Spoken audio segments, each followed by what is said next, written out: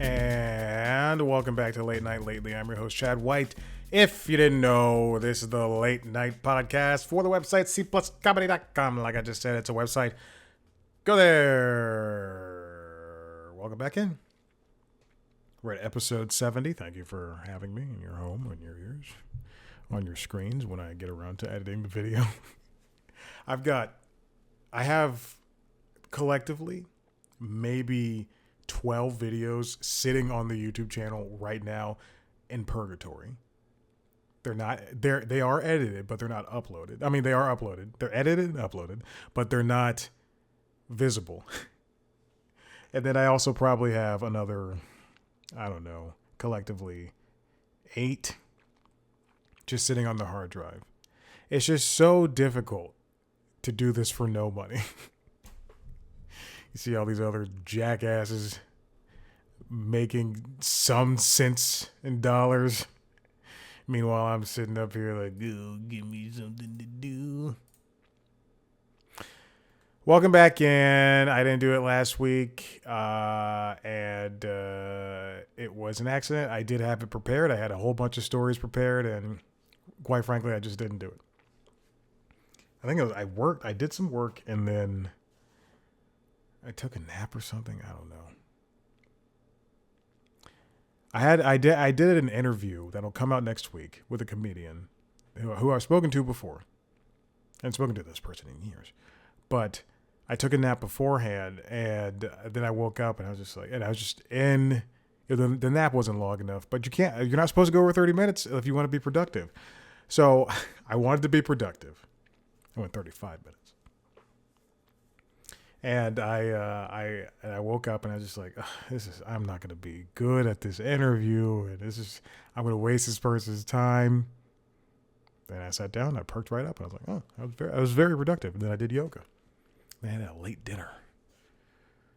And that is the story of that. All right, let's get on what happened this weekend. Late night. Higgins was out. Steve Higgins was out, producer slash announcer extraordinaire over there at the Tonight Show.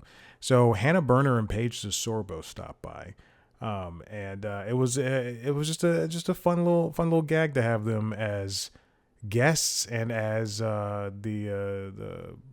what do you call it, the announcer. And it also looks like they did a Woman on the Street segment, so that's fun. Anyway, Lindsay Lohan also popped up. Benny Safdie was there to talk about the Smashing Machine. Oh, the Smashing Machine, well in character for Happy Gilmore 2. Oh, so he was in Happy Gilmore 2. I still haven't watched that movie. But last week I did watch Happy Gilmore. Rewatch it again. That's so crazy how I was ready to watch that movie, and then I watched the first one and just didn't watch the second one at all. What was I doing when I was watching the first one? I think I was cooking. Because when it finished, I was laughing and I was in the kitchen. Because Carl Weathers was waving from heaven with the alligator and Abraham Lincoln. I like Adam Sandler. There was a period of time where I was tired of him, but I think that was like the beginning of the Netflix era of his movies. But I have since obviously turned on that because it wasn't. I did not like The Ridiculous Six. It was the one after that. Let's see, Adam Sandler. Whatever movie came after The Ridiculous Six was the one that I liked, and I was like, I'm back in on Adam Sandler again. But there was, I Now Pronounce You, Chuck and Larry, and I love You Don't Mess with the Zohan. I think that movie is so funny. That movie is hilarious to me. Funny People, Grown Ups. I've gone back and forth on Grown Ups, and I'm just with it. I'm here for it. Oh, I do not like Zookeeper. Grown Ups 2, Blended. I've not seen Blended. I have seen Blended, and I did not like it the first time, but it is on my list to rewatch. Let's see. The one after Ridiculous Six. No, it's not The Do-Over. I did not. It's Sandy Wexler. That's the one I liked and I was back on. So I was off of him for Pixels and Ridiculous Six. And then I came back on for Sandy Wexler. Sandy Wexler's hilarious. It's too long, but it's hilarious. Yeah, it's 2 hours. 2 hours and 11 minutes. My goodness. Allison Brie, Sam Rockwell, Drew Dunn, who's a comedian, performed along with Olivia Carter. She also performed. Hassan Minhaj, Morgan Spector, who looks a lot like a brown Hugh Jackman, Nicole Scherzinger, and Pink Panthers did a medley, which was wonderful, and Spike Lee and Zane Lowe. I like Zane Lowe; he's great. He's a very smart guy. If there was somebody who I could have paid attention to when I was starting to do the interviews with the folk I talked to, boy oh boy, I would have emulated a little bit of him because he does some fantastic work. On Late Night with Seth Meyers, we had a very busy week. Had a couple of closer looks, obviously. And then he had Sandra Oh, Aaron Doherty. They also went back to the White House press briefing bit that they do. Tim Hurley, who co-wrote the Happy Gilmore films. Taron Egerton, Chase Suey Wonders was also on. Mark Maron, Pam Anderson, and Liam Neeson and Daniel Brooks. I just saw Danielle Brooks in the Minecraft movie, a movie I did not enjoy. A movie that I was sighing throughout. And look, I'll watch movies. Speaking of Liam Neeson, I've seen every single movie he's done for the last 10 years. Every straight to video, every straight to streaming movie he's done. And I've enjoyed them all. Well, I've enjoyed most of them. But that Minecraft movie, my goodness. I put that on. And also I want to support it because it's a movie. And you want to support these things that are in theaters, and I would have seen it in theaters. I just don't want to hang out near children. And god damn, I watched that movie and I was just, I had a bowl of popcorn. I finished it within the first 10 minutes. I was mad just sitting there like, could have made more. Didn't. On Late Show with Stephen Colbert, he continued his triumphant 10-month campaign against CBS, which I think is so funny, just to continue to make jokes. I think it's hilarious. Like why, I know why they announced it so soon, but man, it's so interesting. I was listening to Never Not Funny, and they were talking about the situation, but the idea that Conan, they likened it to Conan. Conan, when he was on the Tonight Show, he was gone in like 2 weeks, and they barely gave him time. For this 10 months, I would spend the next, because I'm so petty, I would spend the next 10 months just bullying Paramount and CBS and Skydance too, because what are you going to do? You owe me money. Anyway, Indigo de Souza performed music on the show. Matt Rogers and Bowen Yang sat down for a joint interview. Ocean Vyung was there as well. Jamie Lee Curtis also popped up. Liam Neeson, Senator Alyssa Slotkin, and let's see, and Kamala Harris. That is the most important one. Kamala Harris sat down to talk about her new book, which was, I guess, surprise announced yesterday, and Renee Rapp, or 2 days ago, excuse me. This week, after Jon Stewart did his thing, and I think Jessica Williams also popped up in his monologue on Monday, the only black person he knows. Remember, no one seems to remember how he had like a campaign against Wyatt Cenac, and Wyatt was like, yeah, that writer's room is like racist and things like that. Anyway, no one seems to remember that. Desi Lydic hosted. Oh, and John talked to Peter Beinart. Desi Lydic hosted, and she spoke to Jenny Slate and Allison Brie and Dave Franco and Tony Hale. We also had a very popular Joe Rogan Path to Rogan Enlightenment piece that I think like it was had just been passed around the internet. It was very, very funny to see that. Ronnie Chang had a story about 911 dispatchers, and Jordan Klepper went to talk to MAGA folk about Epstein conspiracies. And John Oliver talked about gang databases. There was no Jimmy Kimmel Live. I only noticed on Wednesday when I didn't watch Jimmy Kimmel Live yesterday. Okay. Now let's get on to the stories. I'm gonna keep every single one of these. Netflix's Everybody's Live with John Mulaney did not do well in the ratings. This comes from Jed Rosenweig over at Late Nighter. Netflix reports underwhelming viewership for Everybody's Live with John Mulaney. Did I send in an application to write stories for Late Nighter? I did.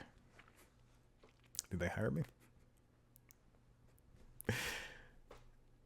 This is an interesting thing. Netflix has been releasing their engagement reports for, I guess, like 2 years now, because there was a time when they didn't do numbers. There was a time when they didn't do numbers. Then there was a time after that when they did, like, I don't want to say fake numbers, but they were doing engagement minutes, or however, like, 70 million people watched the first 10 minutes of Red Notice, which means nothing. But that's how they count views. My shoulder's killing me. Which is strange because I did chest this morning. It's still part of the upper body. Now, these engagement reports, while they're not Nielsen ratings, they are still something to at least pay attention to, because we can at least draw what's actually being watched on Netflix. And as it turns out, for at least January through June 2025, the things that you think are being watched. The things that are not aren't. And that includes Mulaney's 12-episode late night show, which ran for 12 weeks straight, aired on Wednesday nights at 7 p.m. Western time, PST, to 10 p.m. Eastern. It debuted with 1.6 million views, which is good. I mean, that's better than, the Today Show. It's nothing. That's about on par with any late night show. The audience did not stick around. Episode 2 drew 500,000 viewers. 3 dropped down to 400,000. And then the season kind of evened out between 3 and 500,000. 400,000 people watched the finale. That's when Mulaney fought 14-year-olds. The Mulaney has been kind of skittish on how the show is going to come back, and what Netflix felt about it. He's more or less said in some way, like, it's going to be different when it comes back. We don't know if they're going to have kind of what, let's look at last week tonight. We don't know if they're going to have, do like 3 weeks on and then a week off and then a couple more weeks on or not. But he enjoyed it. It was something different. And it was something that he loved to do, at least to the very least enjoyed doing. He said so in so many words. So it makes me, and Netflix is committed to doing this live thing. They did the live stand-up specials. They do weekly live episodes of Raw.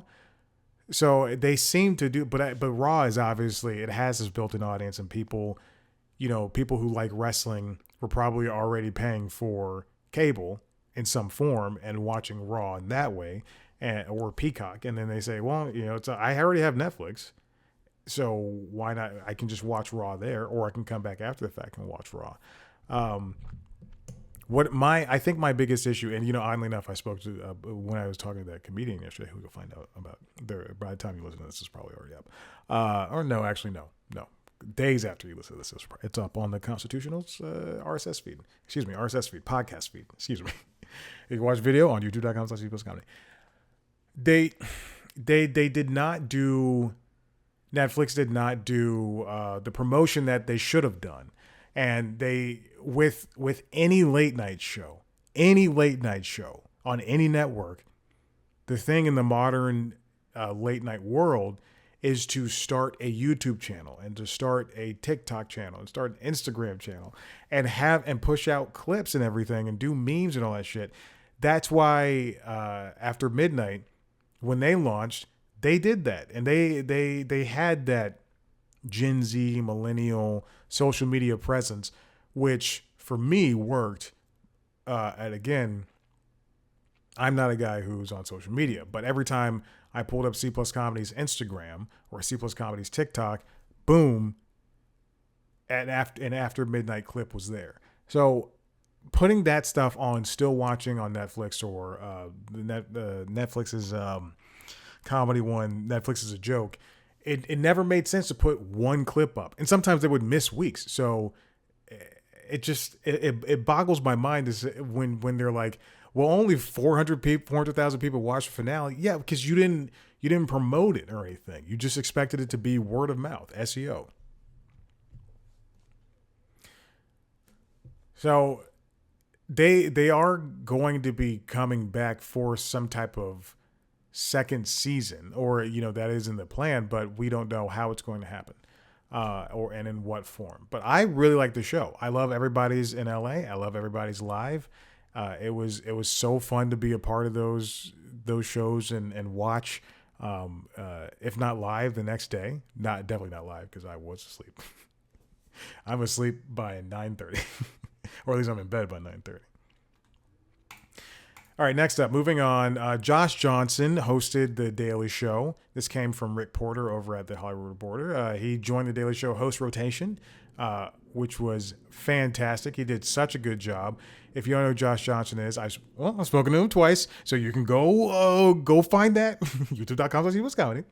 I've spoken to him twice. He's a wonderful comedian. He was a correspondent. Well, first he was a writer, then he was a writer and correspondent, and now he's joined the co-hosting grounds, which is great. The Tuesday through Thursday, because Jon Stewart hosts on Monday. Rotation is Ronnie Chang, Jordan Klepper, Michael Costa, and Desi Leidick. Dulce Sloan was on that, but she left the show. And even prior to that, before the pandemic, she only got 2 or 3 days. No, the writer's strike. She was only able to get a couple of days, which was so stupid. She never got her chance, never got her full chance to do the show. I love Josh Johnson. Everybody enjoys this guy. He does wonderful. On top of working at The Daily Show, on top of writing, he also performs stand-up. And not only does he perform stand-up, this is another layer of part of it. If you go on his YouTube page, at least once a week or every other week, he'll upload a full kind of like workshop set that he'll never do those jokes again, but like a workshop set, 20, 30 minutes, where he talks about something that is in the news that week. It is fascinating to me to see someone do that, to work so expeditiously for something that, will get 2, 3, 4, 500,000 views, basically like in return for like nothing, like to get more fans and everything. But that is so crazy. That's like, that's insane. That's like, a group of an improv group or a comedy sketch group putting out sketches, in a whole episode of SNL, like their SNL or Mad TV. I guess there's other sketch shows. They're Monty Python.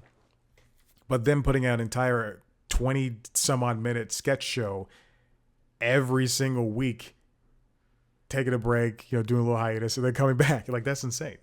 But Josh Johnson was great.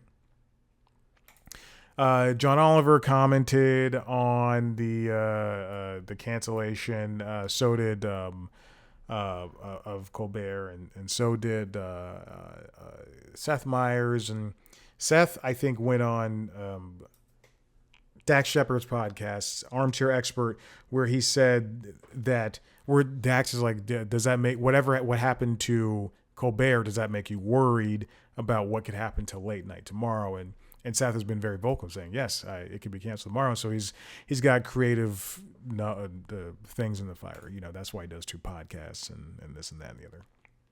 All right, we're going to take a look at Colbert's numbers when it comes to revenue. Now, you've probably heard this, that the revenue numbers for the show have gone down.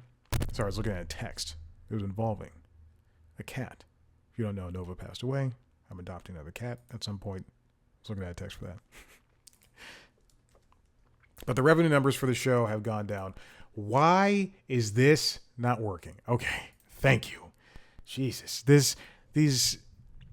you shouldn't have to sign up to read the rap anyway. But I have ways to get around. So this is something that made the rounds, but Colbert's show essentially lost $40 million in revenue, and they've only generated $60 million in streaming revenue since 2021, which is less than Kimmel, Fallon, and Myers. This comes from Christopher Hamilton at The Wrap. And again, I'm not stealing from The Wrap. I'm just getting around their I don't want to have a login. I don't want to have a login for this website. I support writers. I'll do everything I can. I'll give you clicks. I still have the regular page open, but I'm not paying for The Wrap. I prefer Variety anyway. And THR. Deadline and so on. So we know the show is ending in May 2026 after 33 years.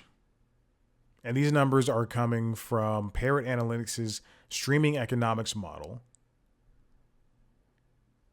According to the calculations over at that young Hamilton, Mr. Christopher Hamilton has done, they generated $60 million in streaming subscriber revenue for Paramount Plus in the U.S. and Canada from Q1 2021, when Paramount Plus launched, to Q1 2025. That number is lower than everybody else who are doing much worse than Last Week Tonight with John Oliver. So let's take a look at the numbers. Interesting. Last Week Tonight is at 184 million. This is, again, Q1 2021 to Q1 2025. Tonight Show Jimmy Fallon is 122 million. Jimmy Kimmel Live is 85 million. Late Night with Seth Meyers is 68 million. Real Time with Bill Maher is 63 million. That's what I said interesting about. And The Late Show with Stephen Colbert is 58 million. The Gap highlights a key challenge for Paramount Plus. While The Late Show drew a loyal and sizable linear audience, the platform struggled to translate that attention into meaningful streaming revenue. But that, I think part of the reason that is because Paramount Plus is such a haphazardly bad app. When I go to watch Big Brother, it is, or Digman, or now South Park, it is so frustrating to sit there and work my way through the app. I turned on the new episode of Strange New Worlds yesterday, and Star Trek. Yes, I'm a brand bitch. But I turned on Star Trek Strange New Worlds yesterday, and it was so difficult to... This happens all the time, especially with a show that is a Dolby Vision. With a Chromecast with Google TV, I click into it, and it'll start playing, pre-roll, which I'm fine with. People hate pre-roll, but we're paying $13. I'm fine with it. Start the pre-roll, and then instead of giving me a timeline for the show, showing me 44 minutes and the captions and restart and pause and all that stuff, it just shows me the pause button, the 2:11 pause button. At that point, I have to back out and then go back in and start the thing over again because it just doesn't work. That's the only streaming platform that happens on. It doesn't happen on Hulu, doesn't happen on Disney Plus, HBO Max, anything, Peacock, anything. I'll name the last one I have, Apple TV. It doesn't happen on any of those. It's often slow. They updated although I will say this, they updated the Android and the iOS app. I'm pointing to my phone and my iPad. They upgraded those, and it's so much better than what's available on TV. I'm going to, as at the end of this month, since I already paid for it, but at the end of this month, I'm just going to switch it over Paramount Plus over to Hulu and just keep it there because it just doesn't make sense. I would rather watch it on Hulu because it's such a bad app. Anyway, but streaming is so difficult. Like people aren't going to be paying for Paramount Plus. You have to give them a reason to pay and to watch. And it took them so long to just put episodes of The Daily Show on there. So why would people, leave the comfort of YouTube, or like either people watching it linearly, which is great, or they're watching it on YouTube. I saw the Kamala Harris interview after 11 hours already has almost 1 million views, which is sensational. So why would people leave the comfort of YouTube to go and watch it on Paramount Plus when you can't get your act straight, and then by the time CBS All Access became Paramount Plus, you weren't advertising it correctly. There's still not good advertisements for Paramount Plus. I'm seeing more Paramount Plus promotion on Paramount Plus than I'm seeing anywhere else. So streaming's just part of it. There's also advertising, licensing, brand partnerships, but streaming is still a big part of it.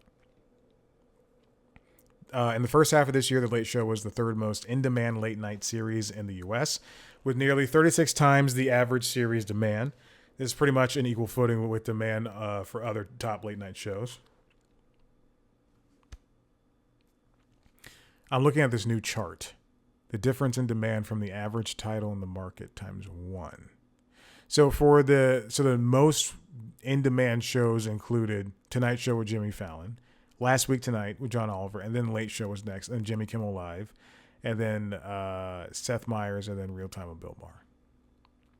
I'm going to say this. I think the reason Bill Maher is ranking so low, also I don't know why Gutfeld's not up there, but I'm glad Gutfeld's not up there. But I think the reason why Bill Maher is ranking so low is because he's not niche. He's just so polarizing.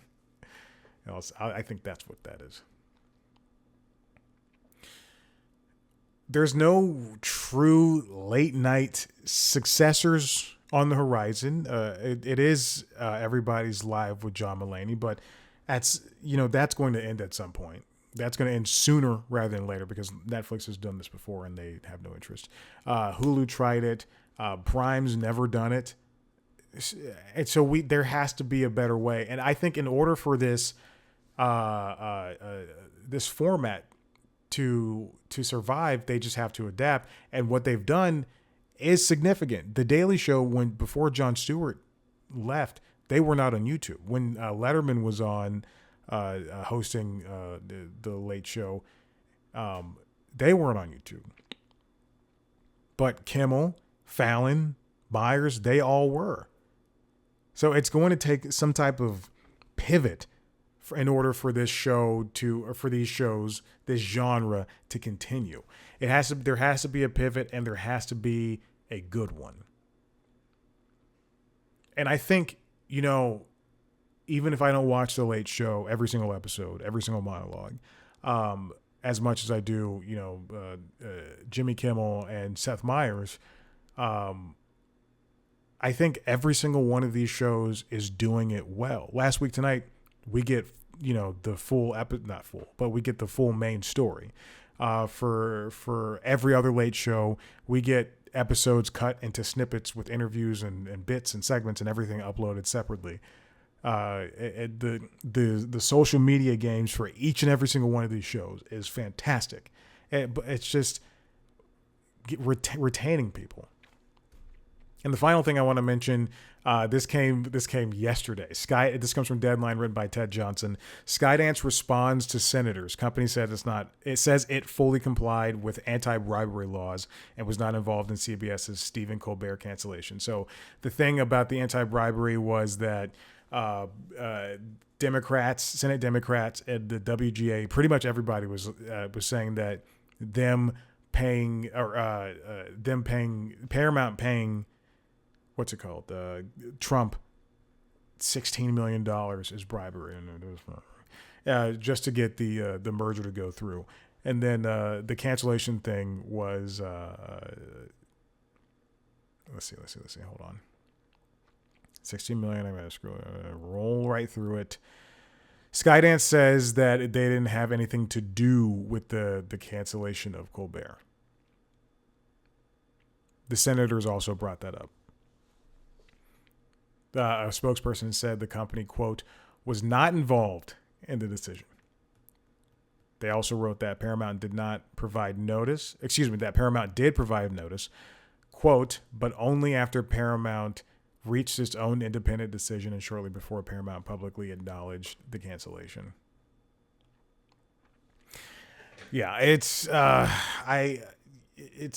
doesn't look good, and this is not something I can talk about here. I can talk about it on the Constitutionals, but this is just what a frustrating situation this is.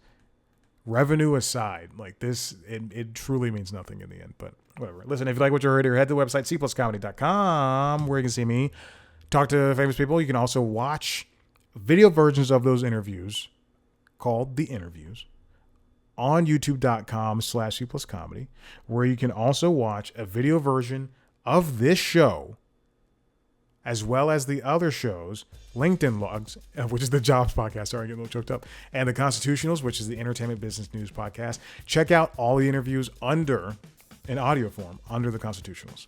Wherever you get your podcasts, follow us on social media, TikTok, Instagram, and Blue Sky @C+Comedy, me @ChadBlackWhite. Thank you so much for listening. We'll see you later. Bye.